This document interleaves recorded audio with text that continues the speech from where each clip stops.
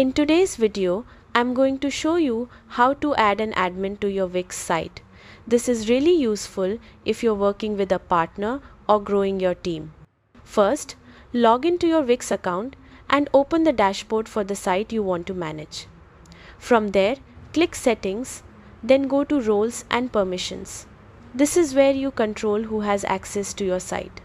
Next, click Invite People or Add Collaborator. Now enter the email address of the person you want to add as an admin. Make sure it's the same email they use for their Wix account, and if they don't have one yet, Wix will ask them to create it when they accept the invite. Once the email is added, choose their role. Select admin or co-owner if you want them to help manage the site, settings, and content. If your plan supports custom roles, you can also adjust permissions, but for full help, admin works great. Send the invite and that's it.